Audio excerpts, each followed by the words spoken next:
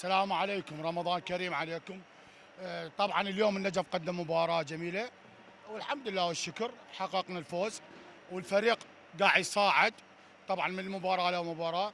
بس أريد أقول موضوع أن أكل بعض من جمهور النجف. يا أخي بعد الفريق استوى لعب ولزموا مواقع التواصل الاجتماعي سقطوا الفريق واللاعبين. أنت جاي على مود لاعب، أنت جاي لا عندك مشكلة ويا لاعب ويا مدرب، خليها خارج اللعبه. بالايام العاديه سقطوا بالفريق، باللعبه سقطوا بالفريق. يا اخي الفريق مالتنا احنا جبنا لنا هذا اكثر اللاعبين ذولا، يعني صارهم نقول موسم بالاحتياط اللي لاعب له شوط. استوى الفريق بدا يصاعد. نتمنى التوفيق لنادينا، وان شاء الله عندنا لعبه مع نادي قاسم كربلاء، اكثر جمهور راح ان شاء الله هناك.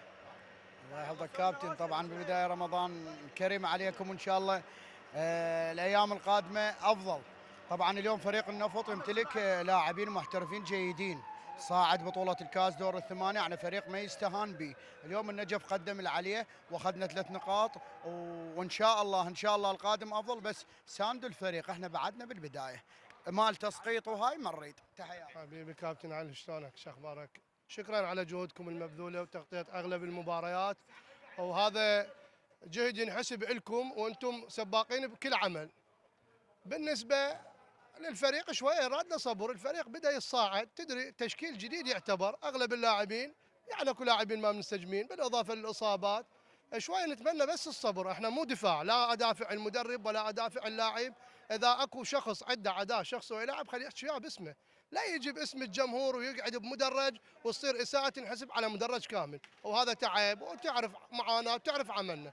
فنتمنى التوفيق لنادينا، وان شاء الله عندنا لعبه مهمه بكربلاء، وان شاء الله عيديه نريد من اللاعبين ومن الكادر التدريبي. شكرا. بسم الله الرحمن الرحيم، نبارك لجماهير النجف الوفيه. اليوم اثبتت ان فريق النجف فريق يمتلك جماهير وفيه في اصحاب الظروف باقيه ومؤازره.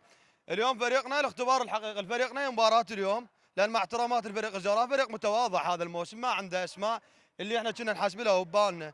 يعني انا ما الوم الاخ اللي طلع بالقناه وطلع وياكم، ما اعرف انا صراحه ما شفت التصريح دزوا لي اياه انه يقول النجف ما عندهم طوبه. لا عمتم ما عندكم طوبه، والدليل اليوم فريقنا جاي يلعب كرة قدم حديثة، فريقنا عندنا اسماء، وان شاء الله احنا نتلاقى والله كريم ان شاء الله في الموسم القادم. اولا الف رحمه على ارواح الشهداء اللي بالبصره، ثانيا الف مبروك على نادي النجف حقق الفوز وصدر 3 نقاط. الف مبروك وشكرا لنادي النجف على هذه الاستضافه الحلوه، وان شاء الله المباراه الجايه احلى. شكرا.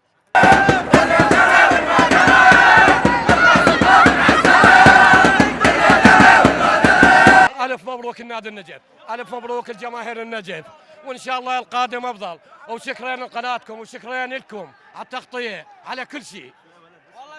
وإن شاء الله إحنا نرد على الزوراء نعرف شلون.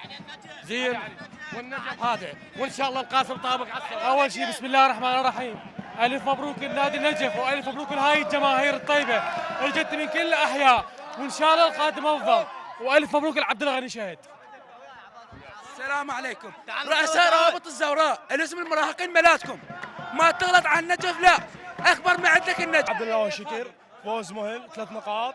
شكرا للاداره، شكرا للاعبين. رساله الى جمهور الزوراء، الى الناس اللي يشكك بنادي النجف، لاعبين نادي النجف، هذا هو نادي النجف. الف مبروك 3 نقاط. خطيه ما يقدر عليه، خطيه ما يقدر عليه. السلام عليكم. طبعا اكيد النقاط مهمه جدا، فريق صعب، فريق النفط جاي من بغداد، جاي من فوز، دش مباراه على ما اعتقد، وكان اكو هفوات واكو يعني سلبيات، لكن ان شاء الله القادم افضل نحو الافضل، ان شاء الله المربع الذهبي. تم الخير ان شاء الله. شكرا. مبروك الفوز، والله اداء ممتاز اليوم قدم النجف ومستوى رائع، ومبروك هذا الفوز.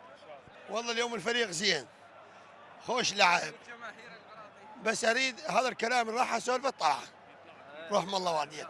انا بس اريد اعرف الاداره شو يشتغلون غلط، يشتغلون صح، اريد واحد يفهمني من عندهم.